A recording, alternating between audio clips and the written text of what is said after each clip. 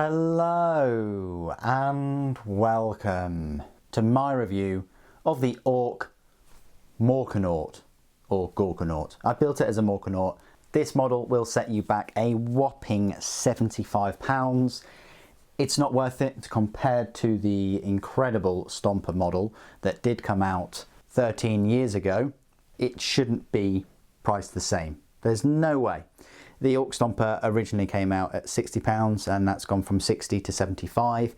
This model, from what I can remember, about 6 years ago, came out at about £55. So it's gone up by £20 in the sort of 6-7 years. The instruction guide says 2013, and the reason I know that is because I picked up some ORK Mega Knobs in July of 2014 and did an unboxing and review, and the new Mega Knob kit came out at the same time as the Gorkanaut and a bit of a refresh. The buggies came out a couple of years ago though. You can also build it as a Gorkanaut, and there are two different variants in this kit. This is the one I sort of built. You can swap the arms around. You can have that melee weapon on there and that there, and you can change the heads and the weapons on the carapace and on the claw. What we'll do, as always, is we'll look at some of the detail on this model. We'll go through the spare parts, of which there aren't that many, and then we'll go through some size comparisons, and finally onto the rules for the Morkanaut. They are slightly different in that the Gorkanaut is a bit more shooty. But they have the same save, number of wounds, strength, toughness, and abilities, except the Morkanaut you can get a custom force field, which, yeah, don't leave home without one of them. Okay, let's have a look at the detail of this model. It has a fair amount of detail. The issue I really had was getting the arms to stay still as they were setting, as they were gluing, and also this front door. For the life of me, I couldn't get it to, close flush. And another thing is, if you go for these claws, which are sort of a must, then when you pull the doors open, they do catch on the claws. So be wary of when you're putting these claws up, either to put them, well, just try and get them out of the way somehow, but a bit of a design flaw that opening the doors pushes into the spikes of the toes. Now, you can get away with that by moving the body back and slightly up, but then it looks like it's on a bit of a tilt. Whether you think that's a trade-off for opening the doors is up to you. There's not much detail inside there anyway, and it's a given that that you can fit, I think, 6 orcs in there. But if you wanted to not glue that, feel free to leave it open, but you may well get a gap. If I do get a Gorkanaut, then of course I'm going to have another go and leave this door open, even if it's slightly ajar, even if there's a gap, because I think that Gorkanaut is more of a close combat assault focused little knight-sized vehicle.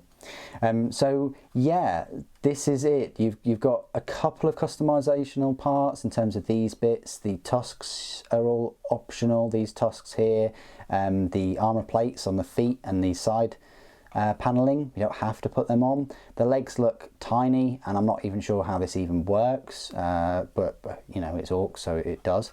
You've got this massive weapon here called a custom mega zapper. I don't know why, but I just think that the blaster sounds more intimidating than zapper, but oh well. This is the zapper. The custom mega blaster is right here. It's a one-shot weapon, but this zapper is a heavy 3d3, so you could get 9 shots of that one. I have slightly changed the way the instruction manual works, in terms of I'll put the twin big shooters on the claw, and he's kind of aiming at them.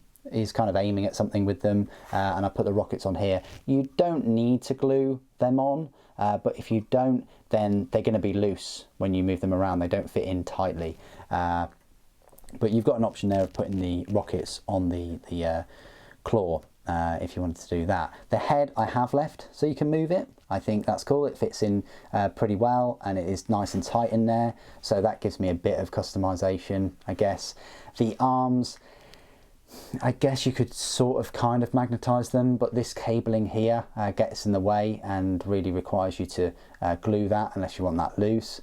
Again, you could sort of magnetize this, The armour plates themselves go onto the body of the Walker too, so they're not really going to get that much in a way if you wanted to magnetise the arms. Custom force field I have glued on, but again, you don't necessarily have to. You could magnetise that. Maybe. The weapon here, changing that from the Deathstorm Mega Shooter to this custom Mega Zapper, not necessarily that easy, because you're using the barrels of the Mega Shooter in there to glue this on, so that's a bit tricky if you wanted to magnetise that. It's very, very tricky. It's not quite straightforward because you're using part of that weapon in with this makeup, so I don't know how you'd actually do that. The rear side, there's plenty of, you've got some grates there, you've got a couple of canisters, you've got, that's the cooling system, it's just a big massive turbofan, and then you've got the exhausts, and you've got rivets all over, dotted about this place. Mould lines are, pretty atrocious, as you can see there, and on the big shooters. You know, it is a 7-year-old or 6 years old really model, but all the parts are numbered. The instruction guide is unfortunately in black and white. We've been spoilt recently with the CAD instruction guide, so that's what it looks like with the numbers. It works, I guess. I mean, it doesn't make it that clear of where you can and can't sort of not put the shooters, or if you want to change them about. But yeah, it works, and there you go. So that's all the detail on the Morkanaut. I do think that the Gorkanaut looks better, and I think I don't think this army would be complete until I get a twin for this little Walker. So let's go on to the spare parts. These are them, and here are these. So you get an Ork sat down on this chair thing, and the Deathstorm Mega Shooter is actually operated by this Ork. So that's something, you know, you get an extra Ork. I think you could kind of make an Ork out of that. I mean, he's going to look a bit strange, just stood with his legs sort of equidistant like that, but you could make an Ork out of him. You get this, which is cool. I suppose you could put that on one of your vehicles. You get this Scorcher, because that's the belly weapon, or chest weapon in this case. Instead of the Mega Blaster, you can opt for a Scorcher on the Gorkanaut at least. So that's what this is, a Scorcher. And then you get this, I think, ammo magazine, possibly.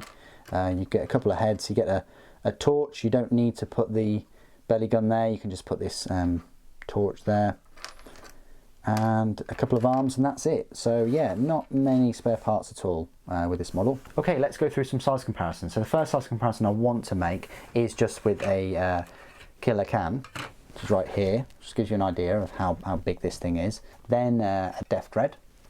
So I wanted to give you like a Walker comparison in this video. So yeah, fair bit bigger than a Death Dread, and Death Dread's I mean, that is a pure close combat monster, isn't it? Look at it. And then I guess we can show you a comparison with the Stomper, which is right here. And there you go. So yeah, see where my issue is? Same price. And the Stomper is just incredible. I had no issues with the Stomper kit. I thought it was great. Everything went together well, and like I say, I've had this for many years, but I've just recently sprayed it because I want to paint some orcs on the channel. And yeah, I wouldn't hesitate to get another Stomper kit. And yeah, just look at the size of it compared to this Morkanaut. But yeah, having two of them next to one of the Stompers would be fine. If Forge World come out with a Gargant or something, I'd be very tempted with one of them. Forge World, they do make some custom parts, like a big claw and a belly gun, different head and things for this Stomper kit, so you might want to check that out if you wanted something that looks a bit different than this. Yeah, there you go. It's sort of a bit more than half the height of a Stomper. But super, how does it compare to an Imperial Knight? Well, fear not, I've got you covered. Here's an Imperial Knight. They are on exactly the same base similar height there, look. Very similar. They're a similar-ish height. I mean, the carapace is, you know, level with the weapons, but with a custom force field, technically it is taller. But yeah, if it didn't have the custom force field on, yeah, it probably shoulder height. It's a bit stockier. Of course, when it first came out at, I think, £55 or so, it was almost half the price for an orc-sized knight. But yeah, there you go. Can it go up against the knight? Well, that's a video for another time, but definitely the knight could take it out from long distance, and it has the carapace mounted weapon, and it has the iron shields too, which would protect it against the Mega Zapper. But I thought I'd give you that size comparison between you know, two knight-sized walkers. The final size comparison which I'd like to make is just with a couple of other orc models. My knob has made a regular appearance in most of these orc videos, and I'm not going to stop now. So here it is. As you can see, quite a big knob. Apparently you can fit 6 of them in there. There's the war boss. Wobbly model syndrome. There's an orc boy, and there's a Grot or Gretchen. Pop him on there. So yeah, that's where he measures up. And then with the Imperium models, I've got a Space Marine, Slight Marbo, and a Primaris. So yeah, if you've got a lot of Primaris, it's not going to look that big compared to a Redemptor Dreadnought. I think Redemptor is about there maybe, so a bit smaller than this knight-ish sized walker. So now you've reached my part of the review where I will go through all of the rules for the Morkanaut. You'll find this model in the heavy support section of the Orc Codex, the same as the Gorkanaut. It's a power points cost of a 15 and a points cost of 220. Please make note, it's 30 points cheaper than the Gorkanaut. The Gorkanaut's Death Storm Mega Shooter is free though, whereas the custom Mega Zapper you have to pay 17 points, and the custom Mega Blaster you have to pay 9. So that's 26 points. On top of its base 20, that's 246 points. It's a very similar price. The custom force field, however, does push it at being more expensive because that's an extra 20 points, but I wouldn't leave home without one of them.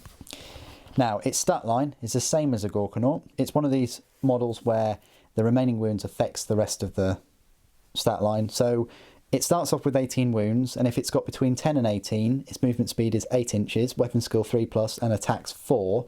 Between 5 and 9 wounds, its movement speed drops to 6 inches, weapon skill 4+, and 3 attacks. And then when it's down to its last 1 to 4 wounds, its movement speed is 4 inches, weapon skill 5+, and attacks 2. Its ballistic skill is 5+, strength is 8, toughness is 8, 18 wounds, leadership 7, and a save of 3+. So therefore it's got the same toughness as a Stomper. It's just got less than half the wounds, but the save is still the same. A Morkanaut is a single model equipped with a custom Mega Blaster, 2 twin big shooters, 2 rocket launchers, a custom Mega Zapper, and a Claw of Gork, or possibly Mork.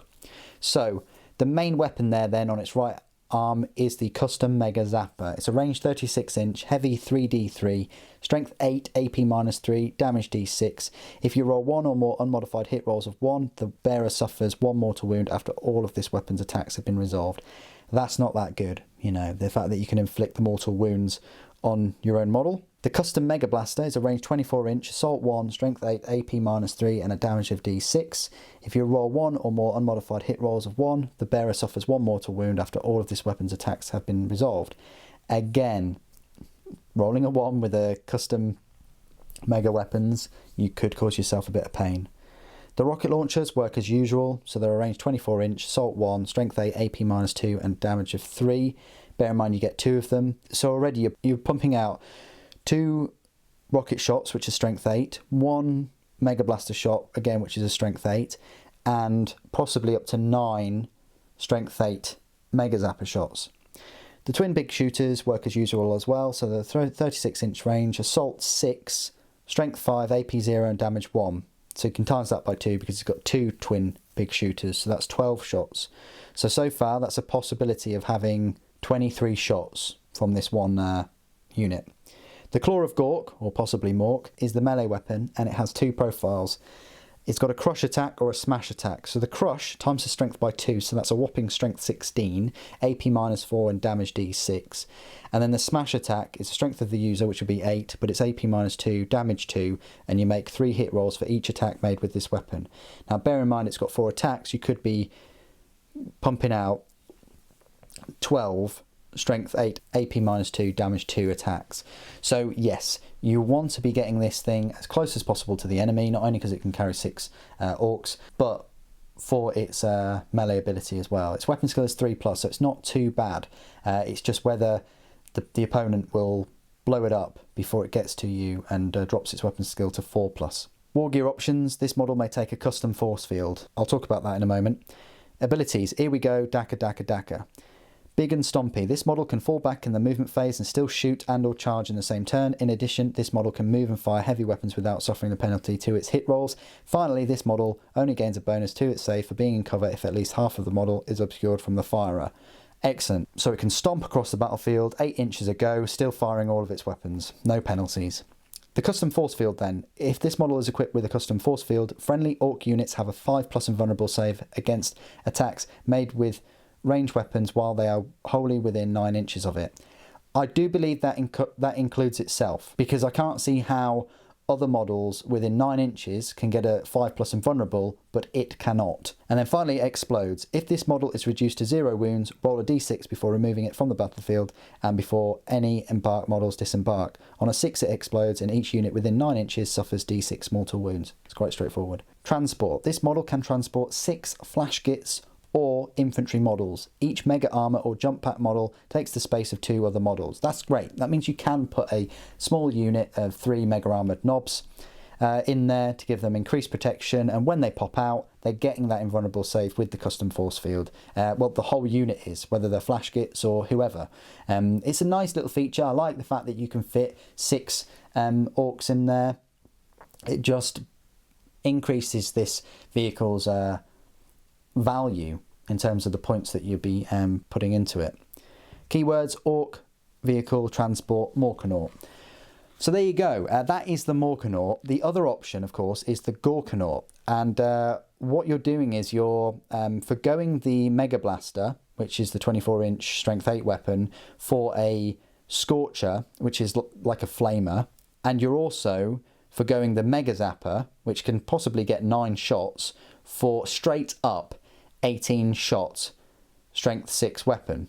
So it's up to you. If you're against hordes and against weaker enemies, then the Gorkanaut might be the way to go. But that's the main difference, the multiple of shots compared to the strength. The ballistic skill is 5+ anyway, so the chances of you getting many of those shots kind of dwindles, unless you're getting something that buffs its chances to hit. For me, even though the Morkanaut's a little bit more expensive, I think the benefits that come with having that invulnerable save and firing off high strength shots at higher toughness enemies or elite units is definitely worthwhile.